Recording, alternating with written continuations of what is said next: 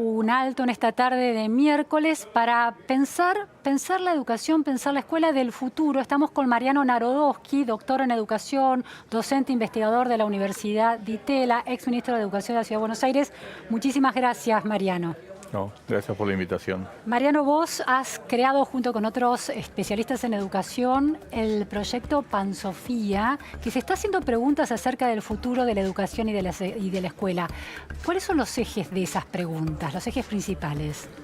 Bueno, es un análisis que en general no circula mucho en el debate educativo, sobre todo en la Argentina, que estamos preocupados por los salarios y las paritarias y el inicio de clases.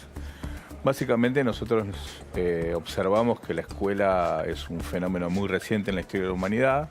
Para nosotros, obviamente, es de toda la vida porque somos escolarizados, pero tiene 150 años, no más, frente a una humanidad que tiene 200.000 años.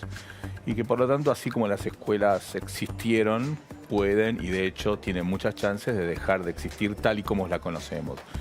Y eso no solamente por las nuevas tecnologías, sino por los cambios en muchas relaciones sociales que hoy hacen que lo que aparece, lo que se transmite en la escuela, lo veamos como situación de crisis, problemático, conflictivo, no solamente en nuestro país, sino en todo el mundo. Entonces nosotros nos preguntamos hacia dónde va la educación, no hacia dónde va la escuela.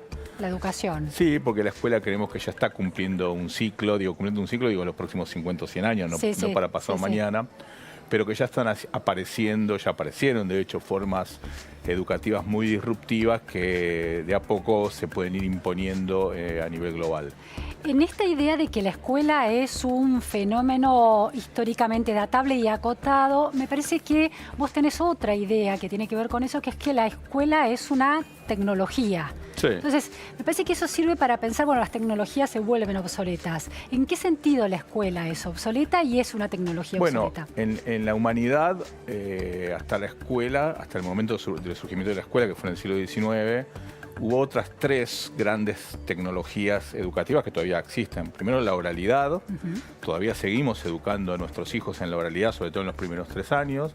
Después, la escritura, que fue la gran revolución en el sentido que permitió el registro en piedras, en papel, en papiros, etc. Y ahí el aprendizaje es casi de autodidacta. Quien lee, aprende. Quien lee, aprende, pero la gran diferencia entre la escritura y la oralidad es que la oralidad se aprende en la vida cotidiana, la escritura necesita el conocimiento del código. Claro, exacto. Y esa fue la gran barrera que separó a una población de iniciados muy pequeña, estamos hablando del año 5000 a.C., que eran los que sabían leer, versus los demás, que la inmensa mayoría que no sabía leer, que muchos todavía ni siquiera saben leer en el pleno siglo XXI. Después estuvo la imprenta, que fue otra gran revolución muy importante, porque ¿qué hizo?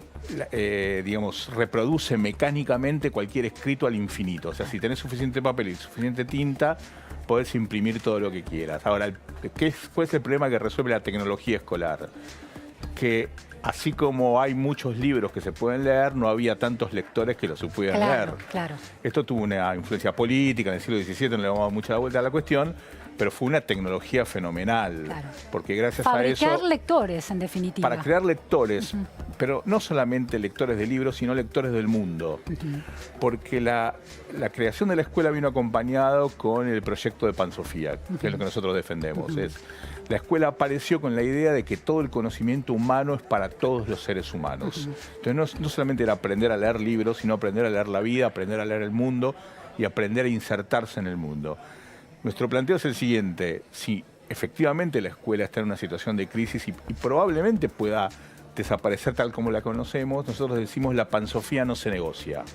Puede haber nuevas formas, pero siempre nosotros vamos a defender la idea de que el saber humano es para todos los seres humanos.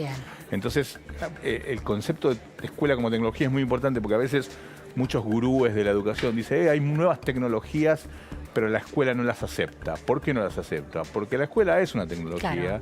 Introducir tecnología en tecnología siempre es muy difícil. La vieja tecnología se resiste y la nueva tecnología no puede entrar. Mariano, en esta tecnología que es la escuela, vos señalabas que el siglo XIX es clave, pero también hablaste del siglo XVI. Son dos momentos distintos. XVII. Son dos momentos distintos. El siglo XVII es cuando nace la idea de la escuela como la conocemos. Porque también había escuela en la antigüedad Grecia, la escuela de Carlomagno, la escuela palatina, latina, la escuela greco-romana, pero la escuela que nosotros conocemos, del maestro, el director, los alumnos, etcétera, fue creada por un teólogo y pedagogo bohemio, moravo, que fue Komensky se llamaba, pero como se hizo tan famoso, lo empezó a publicar en latín, como si hoy todos publicamos en inglés, para esa época, y pasó a ser Comenius, y él fue el que delimitó la escuela, pero esa escuela que él crea, después hubo otros, como La Salle, famoso La Salle, o el propio Rousseau. Esa escuela que él crea recién se realiza 2 siglos después, con la aparición de los sistemas educativos nacionales. ¿Y cuáles son las características de esa escuela pansofiana de Comenius y la que se realiza en términos de política pública en el siglo XIX? Bueno, la principal diferencia es que a Comenius ni se le hubiera ocurrido pensar que las escuelas podían ser gobernadas por el Estado. Ajá, claro. Primero porque el Estado era completamente débil en el siglo XVII y segundo porque para Comenius la escuela era un tema de educadores, no de la burocracia. Claro. Y de la iglesia, ¿no? De educadores. La mayoría eran religiosos. Había muchos laicos, pero eran religiosos. Aquí en Buenos Aires hubo muchos laicos.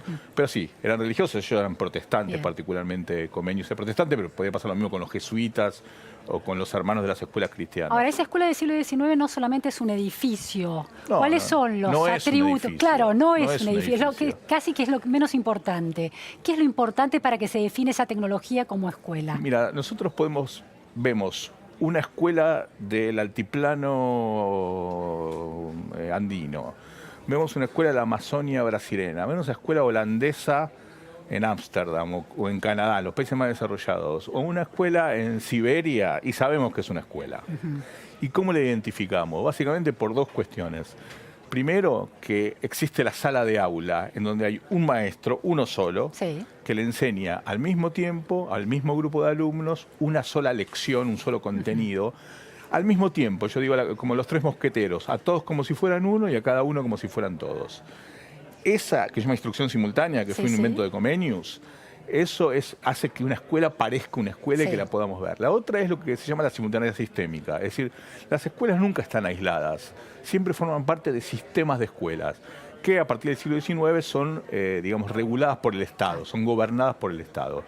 Y las escuelas se parecen cada vez más a sí mismas. Eso es una cosa muy notable porque podemos decir, bueno, una escuela en Ámsterdam o en Toronto tiene una estructura fenomenal y el equipamiento y la tecnología, etcétera, pero sabemos que en el fondo termina siendo una escuela muy parecida a una escuela rural, digamos, de Argentina. Yo recuerdo una foto que posteaste vos cuando estuviste en Finlandia, en la mejor escuela secundaria del mundo, la más avanzada, etcétera. ¿Y qué era esa? Helsinki, una escuela donde se forman los docentes finlandeses. Sí, lo mejor de lo mejor. ¿Y qué era esa sala de aula? Una sala de aula. Tal cual. Con algunos pizarrones que bajaban y subían, pero había chicos sentados y una pantalla docente, que ahora cualquiera lo tiene, y una computadora. Pero había un docente que enseñaba y un conjunto de alumnos que aprendían. Inclusive había alguno medio dormido, te diré. Bueno, obviamente. Como en toda aula. Bueno, es que forma parte de la lógica de lo escolar, y esto a veces un poco inquieta y provoca a los educadores, el aburrimiento. Claro. El aburrimiento es propio de la idea de lo escolar. ¿Por qué? Porque la escuela era la cultura de la espera. En la escuela había que esperar, hay que esperar para que las cosas sucedan. Vos podés saber todas las lecciones y todos los contenidos en abril, pero hasta diciembre no pasás de grado. Claro. A los 9 años podés saber los contenidos de 7º grado, pero hasta los 12 años no vas a pasar. Entonces hay que esperar. Esto era bastante razonable y bastante legítimo hace 30 o 40 años, pero ya es insostenible. Entonces hablemos del futuro. Si estás pensando con tu equipo del proyecto Pansofía el futuro de la escuela, ¿cuáles de todas esas características tan constitutivas del aparato escolar, de esa tecnología, de esa app que es la escuela, tienen que modificarse de una manera contundente para que haya una educación futura, escuela futura distinta? Diferente. Claro, realmente diferente. La primera es la que no hablamos. A ver. Y es una de las funciones más importantes de la escuela, de la que los educadores nunca nos queremos hacer cargo, porque nosotros estamos para grandes cosas, que es la guardería, la función guardería. O sea, la escuela surge en el siglo XIX, entre otras cosas, porque se prohíbe el trabajo infantil. Claro. Se prohíbe el trabajo infantil, pero al mismo tiempo los padres, los progenitores, estamos obligados a salir, por primera vez en la historia de la humanidad, a salir de nuestro círculo primario para ir a producir a otro lado. por primera vez en la historia también los hijos no pueden acompañar a los padres, Claro. porque siempre los habían La acompañado. categoría de la infancia. Aparece sí. la infancia, como la conocemos en la actualidad. Entonces, si los padres tienen que trabajar afuera y los hijos no se pueden quedar solos porque alguien los tiene que cuidar, y los hijos no pueden ir a trabajar porque el trabajo está prohibido, Claro. infantil, entonces se crea una institución pública, pero no para producir, sino para aprender y en gran medida para contener y controlar a la infancia. Eso lo vemos en nuestros países muy claramente en las vacaciones, cuando hay una huelga docente, que nadie sabe qué hacer con los chicos. Sí, sí, sí. La organización de la sociedad capitalista moderna está basada en la idea de que los chicos van a la escuela. Sí. De que el 90%, 95% de los chicos deberían ir a la escuela. Y ese es el elemento... Ese elemento central. Que el futuro tiene que irrumpir. resolver. A ver. Si no se resuelve eso, Ajá. las escuelas serán para siempre. Claro. Lo que pasa Se que necesita la guardería. Sí, la guardería. por hasta ahora se la sigue claro. necesitando. O se resuelve una manera en la cual se controla a los chicos, se cuida y se controla a los chicos de otra manera, o se permite el trabajo infantil, ojalá que no. No. O El hay una teletrabajo, la gente empieza a trabajar en sus hogares. Exactamente. Claro. Por eso, cambia el mundo del trabajo y no Exactamente. impacta en la organización de la escuela. Exactamente. Entonces, ¿dónde hoy es más posible cambiar la lógica de lo escolar? En los sectores sociales más extremos, a nivel global, no solamente en la Argentina. A ver, me interesa. Sectores sociales muy desarrollados que trabajan en su casa y que tienen otra economía del tiempo libre Claro. y por lo tanto se pueden ocupar de esos hijos. Esto pasa mucho en los países desarrollados cuando se llama homeschooling, Claro. o sea, educación en la casa. Ya Sí, no van sí, a la sí, escuela, sí, se sí. quedan en la casa. Para eso necesitas recursos, necesitas una economía del tiempo libre que a los padres les permita proteger y cuidar a sus chicos en su propio entorno. Y además, Mariano, déjame que te diga esto, el homeschooling antes era la reproducción de la currícula escolar en la casa, pero ahora hay padres que están buscando una diversidad de contenidos, robótica, porque mi hijo es muy bueno en tal y la escuela no se lo da, Exacto. entonces lo mando aparte. Y eso es en gran medida gracias a Internet, porque hoy es muy sencillo poder acceder a un conjunto de saberes y que sean los propios padres Claro. o alguien que contrata a los padres para que en la casa Claro. se pueda enseñar eso. Ahora, para eso, Sí. repito, tenés que tener recursos, una economía del tiempo libre completamente distinta, por ejemplo, gente que trabaja en su casa. Ahora, dijiste que en el otro extremo de la pirámide social, Claro, o sea, los sectores o sea, más vulnerables, también puede darse los sectores excluidos, Excluidos. los sectores excluidos de la sociedad capitalista, del consumo capitalista, y ellos también tienen una chance, porque ellos también están permanentemente con sus... Claro. Con sus Al no tener trabajo, no porque tengan el trabajo en la casa, sino porque no lo tienen. no lo tienen ni lo van a tener, lamentablemente. Entonces se genera una lógica de lo que acá llamamos economía popular, Claro. un ecosistema completamente distinto, en donde experiencias desescolarizadas pueden ocurrir. Ocurrieron en la Argentina con la crisis del 2001, los famosos jardines piqueteros, Claro. existió algo como eso, después eso se fue diluyendo. Que después fueron integrados paradójicamente al sistema Así- educativo, así- como escuelas van comunes. siendo cooptados al sistema Claro. educativo. Sin embargo, por ahora, el futuro de la educación de los sectores más desfavorecidos, no solamente en la Argentina, sino en todo el mundo, incluso en muchos países desarrollados, es una escuela degradada. Ajá. Nosotros tenemos que tener en cuenta que la mayoría de los alumnos que van a escuelas del mundo van a escuelas degradadas. Definimos escuela degradada no solamente la degradación en términos edilicios, Sí, porque sí. los maestros ganan poco, etcétera, sino que no se acercan al ideal pansófico, no se acercan a la pansofía, no Sí. aprenden, no saben todo. Es un saber de segunda calidad, se hace lo que se puede, poco tiempo, mal transmitidos los contenidos, poca reflexividad, en gran medida por condiciones sociales muy duras, y esa es la mayoría de la población Ahora, mundial. ese es un futuro no deseado. Hay un futuro utópico de transformación del paradigma escolar y de cómo concebimos la escuela que sea deseable, sea mejor que esa escuela degradada futura. ¿Te puedo dar primero otro futuro no deseado? Dale. Otro futuro no deseado es el futuro transhumanista. Es lo que están pensando muchos científicos transhumanistas que creen que la humanidad va a evolucionar a una nueva forma de humanidad, transhumana justamente, Sí. por medio de la aplicación de dispositivos, chips o nanobots o Sí, robots. la inteligencia artificial. en nuestro ¿no? cuerpo. Sí, Claro, Homo bueno, Deus. hay- Sí. exactamente. Sí. Ray Kurzweil, el gerente de desarrollo de Google, Nick Bolton en Oxford, son científicos además de primerísimo Sí, sí, sí, nivel. sí, sí. y que están tratando de desarrollar tecnología para implantar inteligencia artificial en nuestro propio cerebro. Eso también sería algo completamente revolucionario porque sería parecido a lo de la Matrix. Sí, y de alguna manera ahorrar tiempo y atajos. No es necesario aprender ciertas cosas, se incorporan casi nanotecnológicamente. Se incorporan nanotecnología. Claro. Ahora, cuidado, porque esa función en el siglo XIX hubo un método que fue el método de enseñanza mutua, no vamos a explicar, que también la cumplía, pero se eliminó porque hacía falta tener mucho tiempo a los chicos en la escuela por la necesidad de control. Pero la revolución transhumanista sería muy importante. El problema es que genera muchas dudas, primero respecto de la pansofía, es decir, si todos vamos a poder saber todo. Y después accederle, el costo de esos dispositivos. Bueno, yo calculo que el primero te lo regalan, el segundo te lo venden, o el primero te lo regalan en la esquina y el segundo tenés que hacer el upgrade pagando. Claro. Y después la otra gran pregunta que también tiene que ver con nuestra vida cotidiana es de quién son los datos. Claro. Ahora, ese no es tan degradado, pero no sabemos si es deseable, cuando un educador como vos, que se ha dedicado la vida a trabajar en la educación y a pensar la educación, intenta pensar disruptivamente la educación hacia el futuro, ¿en qué piensa?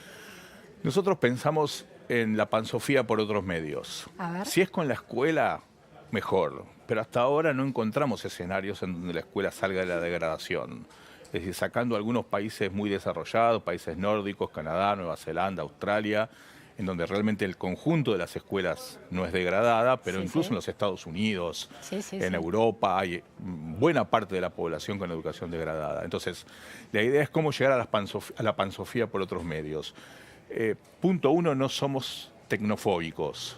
O sea, el punto es cómo hacemos para que todas estas nuevas tecnologías creen una nueva lógica de espacio público, de esfera pública, pero no ya centralizada como el viejo estalinismo, como los viejos sistemas burocráticos, sino mucho más descentralizado, en donde las personas puedan ir accediendo a distintas fases de su conocimiento, con escuela y sin escuela, nunca contra la escuela, porque no es que nosotros estamos proponiendo que la escuela se termine, nosotros vemos la degradación de la escuela y no vemos cuál sería la manera de que esto se pueda recomponer. Claro.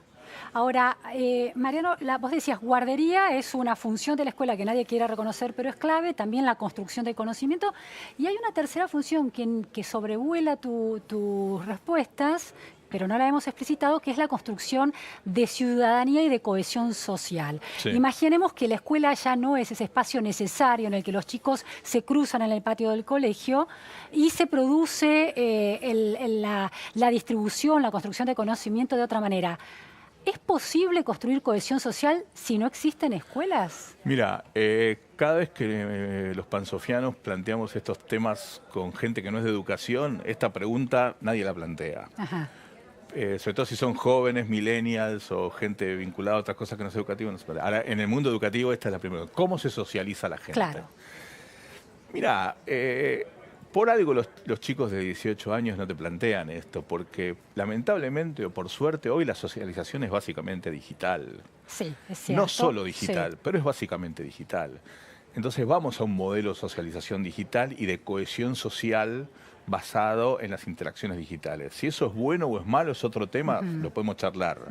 Pero no es un problema en términos concretos. Es decir, hoy buena parte de la población, 60%, tiene acceso a Internet, tiene acceso a redes sociales. Cuanto más joven ese porcentaje sube, incluso en países muy poco desarrollados, en países del África subsahariana o en nuestros cordones de máxima exclusión social también ocurre.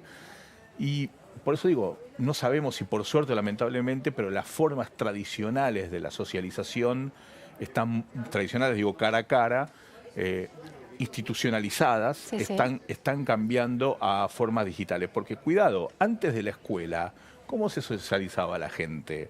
De una manera que probablemente les hubiera parecido muy extraño mandar a los chicos a la escuela. Es decir, la socialización anterior se daba en la iglesia, en el templo, se daba en fiestas. En el juego, en el campo. En el trabajo. Claro, en el trabajo. Y nadie pensaba que para socializar te tenías que juntar en el patio de una escuela a jugar al tinenti. Entonces, ahí me parece que no hay tanto un problema. El punto central es el tema del control biopolítico, como lo que llamamos guardería, para decirlo más fácil. Y segundo, el hecho de que la escuela está, digamos, armada en términos de la vieja sociedad disciplinaria para formar obreros. Y esto ya tampoco funciona del todo. Nuestra sociedad es una sociedad que les llamaba de control, ya no es disciplinaria en el sentido clásico del término. El control está mucho más desperdigado, mucho más disperso. Hay justamente un tema que hemos hablado alguna vez, la autoridad del docente, la autoridad en general está mucho más diluida. Sí, esa asimetría fundante del saber que vos bien describís. Exactamente. Hay alguien que sabe y hay alguien que tiene que aprender eso que sabe otro. Entonces, una pregunta es si la pansofía implica conservar las asimetrías. Nosotros creemos que sí. A ver. Sí, pero no asimetría eterna, porque yo soy maestro y vos sos alumno, y yo soy grande, vos sos chico, callate y aprendé. Eterna y constante en todos los temas. Exactamente. Claro, no eso. Asimetrías contingentes. O sea, hay un momento en donde yo sé y te enseño, y hay otro momento en donde no sé y aprendo. O hay un momento en el que yo, adulto docente, no sé, pero hay otro adulto docente que sabe. Es decir, siempre tiene que haber un adulto docente que sabe, no importa que sea contingente y variable. No importa que sea adulto. No importa que sea adulto. No importa que sea adulto. Bueno, pero ese es el problema. Esto ya ocurre, Luciana. Sí. Vos cuando tenés un problema, seguramente como yo, tenemos que arreglar algo, yo soy bastante torpe con las manos, y YouTube. Sí, y hay tutoriales, un chico boliviano sí. o mexicano o español, sí, que son generalmente los tres, que nos explican cómo resolver las cuestiones. Sí. Es decir, ya hay una forma de interacción con el conocimiento que, por supuesto, no está certificada. Pero, Mariano, hablabas del método mutuo, que es esta organización del siglo XIX, que se expande por distintos países, Gran Bretaña, llega hasta Argentina, en la que los chicos que saben un poquito más de algo le enseñan a otros chicos que saben un poquito menos y esos a otro, como una especie de efecto cascada de los que más saben sobre los que menos y así sucesivamente, que eso ahorraba un montón de tiempo, de dinero, porque permitía que muchos chicos aprendieran al mismo tiempo. Y aprendían más rápido. Aprendían más rápido, pero lo que hemos visto y hemos conversado y estudiado sobre esto es que ese método no era bueno para construir disciplina social. No, era un método demasiado eficaz. Era eficaz en el conocimiento, pero ineficaz en la construcción de disciplina. Exactamente, no construía disciplina. Entonces, digo, la escuela vos decías que es guardería y también es disciplinamiento para la función social que los futuros alumnos ocupen. Pero eso era el siglo XIX. Sí, ahora... En la actualidad ya esos procesos de disciplinamiento no están tan claros. ¿No están tan claros? No, yo creo que no. Me parece que ahora justamente lo que se pide es otro tipo de conocimientos, las famosas habilidades blandas y las habilidades socioemocionales. Pero esas habilidades blandas deparan, por ejemplo, el trabajo en equipo. Se habla muchísimo del trabajo en equipo y el trabajo colaborativo. Eso te lo da una rutina de entrenamiento de escuchar al otro, de valorar las habilidades del otro, que son distintas a las mías, no hay jerarquía. Y eso a veces, si no hay un encuentro real, no se logra tan fácilmente. Bueno, no lo sabemos. Tampoco sabemos lo contrario, porque el mundo digital coincide con el presencial hoy en día. Sabemos que la escuela es un arma muy poderosa para construir un otro, efectivamente, y ponerme en el lugar del otro. Claro. La escuela nunca enseñó a trabajar en equipo. Nunca, no. No, al contrario, la escuela siempre fue ficción del trabajo en equipo. No, la ficción del trabajo en equipo y el individualismo. Y además la escuela siempre fue individualista, la escuela siempre fue meritocrática. O sea que no es eso. Me parece que el elemento central de la escuela es que nos prometió, y en gran medida nos cumplió, enseñarnos a los humanos a leer el mundo. Sí. El punto es, ¿la escuela está en condiciones como tecnología de cumplir con esa promesa? Nosotros dudamos de eso. Ahora, sobre eso te hago esta pregunta, Mariano. Para leer este mundo actual, ¿no se necesitan ciertas disposiciones que la escuela sigue siendo exitosa en transmitir y en construir? Por ejemplo, la capacidad de estar sentado un rato largo frente a un libro y tener foco, no es algo que en la vida real se valore y se logre construir. Sin embargo, la escuela insiste con eso. ¿Los muros de la escuela no la vuelven productiva para poder instalarse afuera y leer ese mundo? Sí, si la escuela lograra ser exitosamente contracultural, claro, eso sería un don. Es decir, que pudiera cumplir su promesa pansofiana, que lamentablemente hoy no lo hace y la escuela está cada vez más degradada para los sectores más pobres, pero si lograra eso, poniéndose como contracultural, es decir, bueno, Acá hacemos lo que en ningún otro lado se hace. En todo lado hay zapping, y hay streaming, y hay on demand, y acá nos enfocamos. Un clic y mi deseo se responde al instante. Exactamente. Acá esperamos. Acá esperamos. Bueno, sí. pero no es eficaz en eso. Claro. O sea, hasta ahora no es eficaz. ¿Pero en el eso. futuro puede ser ese? No sé, yo la verdad que no me animaría a decir, pero me parece que lo contrario es un rasgo de la crisis. Es un rasgo de la crisis. Y lamentablemente sí. Y digo lamentablemente porque nosotros somos escolarizados. Yo entré a una escuela a los 3 años y todavía sigo adentro. Claro. Nuestra escuela es en la vida. Por eso a nosotros a veces, antes de empezar a hablar de esta cosa, decimos, vas a escuchar algo que te va a molestar, que te va a incomodar, porque va al hueso de nuestra cultura. Claro. Pero es fundamental hacerlo. Mariano, última pregunta. Nueva Zelanda ha decidido que parte de su sistema educativo se concrete de manera online, que los chicos no vayan, si quieren, pueden optar, si van al ladrillo o no, no vayan chicos de primaria y secundaria, estoy diciendo, no el campus del MOOC del nivel universitario, puedan hacer su escolaridad a través de escuelas o de clases garantizadas y certificadas por el Estado, pero todo online.